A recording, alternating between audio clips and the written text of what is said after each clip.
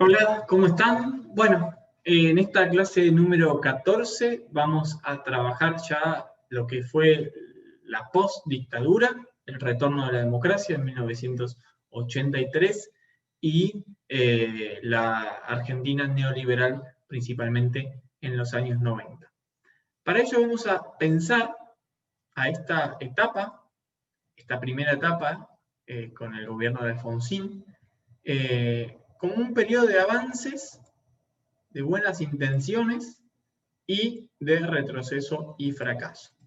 Eso aplica para dos cuestiones. Una, la que tiene que ver con los derechos humanos y la violación de los derechos humanos que tuvo lugar en la dictadura, y la otra tiene que ver con el intento de resolución de la herencia económica de la dictadura. ¿Sí? Allí vamos a ver entonces cómo, en el primer caso, que es el de los derechos humanos,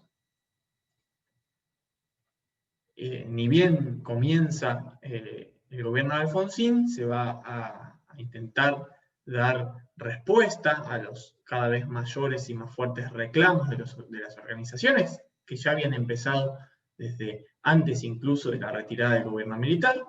¿Sí? Entonces vamos a ver un proceso donde se va a crear la Comisión Nacional sobre la Desaparición de Personas, se va a publicar el informe Nunca Más, la CONADEP le va a entregar al presidente este informe que recibió el nombre de Nunca Más.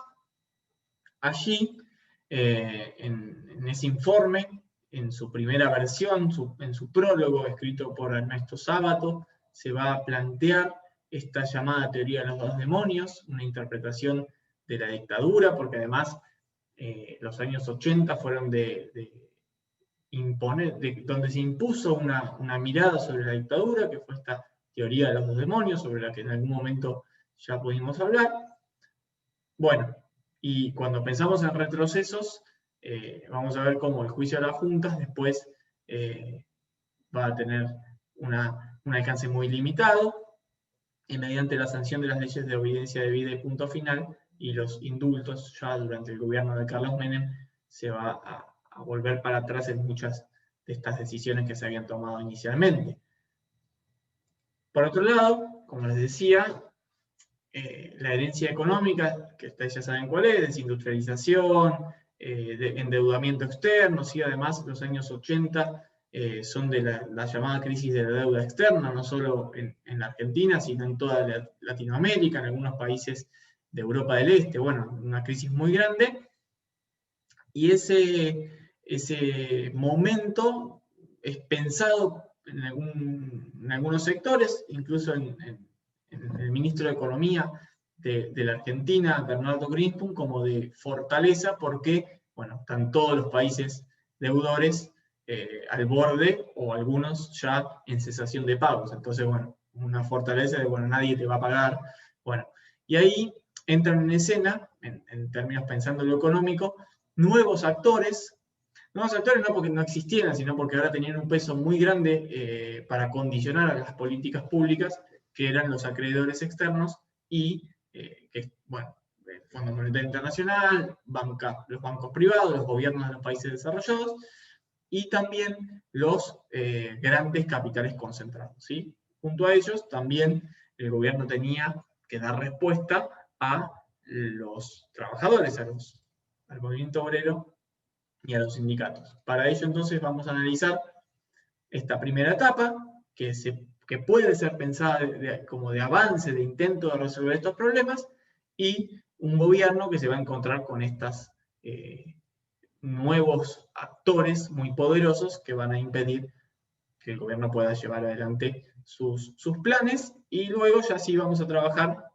con la salida anticipada de Alfonsín del gobierno, y la llegada de Menem y la entrada, no por primera vez, pero sí de manera mucho más extendida, del neoliberalismo en la Argentina. Así que van a analizar de qué se trató eso. Incluyo también un texto muy interesante de Atilio Borón, que bueno, estaría bueno que buscaran también quién es Atilio Borón. Y bueno, analizar por qué Argentina fue reconocida en su momento como el mejor alumno, ¿sí? Tengan en cuenta que fines de los 80, principios de los 90, ya está en vigencia el llamado Consenso de Washington, que era una serie de recomendaciones, ¿sí? O en el caso de la Argentina, imposiciones, porque Argentina estaba en un proceso muy complejo a fines de los 80, así que hay que tener en cuenta también que estamos en una etapa de la economía mundial muy diferente a la que había, a la que ustedes pudieron estudiar en la década del 60, del 70. Así que hay que tener en cuenta también el marco internacional.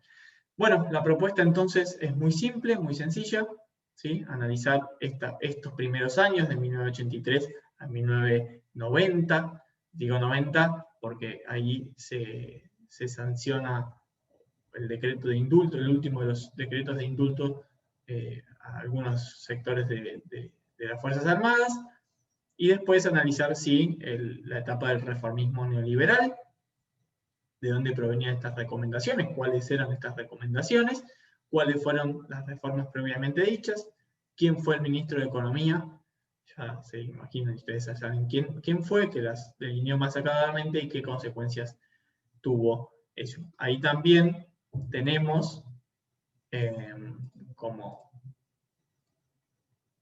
tema, ¿sí?